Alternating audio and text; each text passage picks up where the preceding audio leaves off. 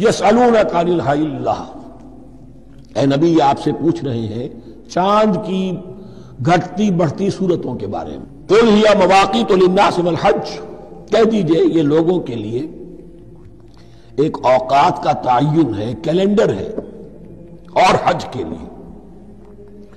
اب دیکھو آپ کو معلوم ہے کہ یہ اللہ تعالیٰ نے کیلنڈر لٹکا دیا ہے، معلوم ہو گیا یہ چاند پہلی تاریخ ہو گئی، کچھ دنوں کے بعد آپ نے دیکھا معلوم ہوتا ہے کہ اب ایک ہفتہ گزر گیا ہے، آدھا چاند ہو گیا ہے، 2 ہفتے ہو گئے، پورا چاند ہو گیا ہے، ہم نے گھٹنا شروع کیا۔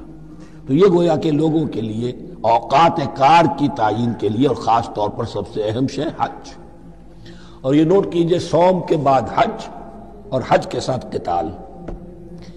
حج وہ عبادت ہے جو ایک خاص جگہ پر ہو سکتی ہے، نماز ہر جگہ ہو سکتی ہے، روزہ ہر جگہ ہو سکتا ہے، عبادت اور ہر جگہ ہو سکتی ہے، اور زکوٰۃ ہر جگہ دی جا سکتی، حج تو وہی ہوگا۔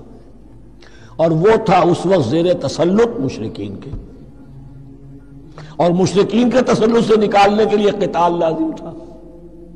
اس قتال کے لیے صبر پہلے پیدا ہونا ضروری ہے۔ جو گھوڑوں کو روزہ رکھواتے تھے پہلے خود روزہ رکھو، یہ ترتیب ہے، ربط ہے۔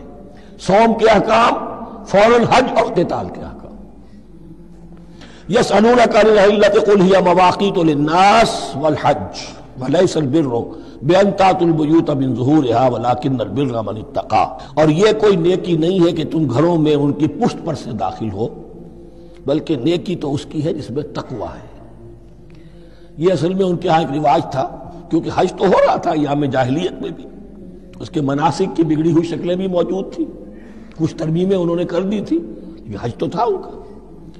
وہ یہ کرتے تھے جب گھر سے مکے سے نکل گئے احرام باندھ کر، اب اگر کسی ضرورت سے گھر واپس جانا پڑ گیا تو سمجھتے تھے کہ احرام باندھ کر نکل آئے ہیں، اب دروازے سے تو نہیں جا سکتے، گھسیں گے کہیں پیچھے سے کہیں اوپر سے پھاند کر دیوار آئیں گے، اور اسے سمجھتے تھے بڑا تقویٰ ہے یہ۔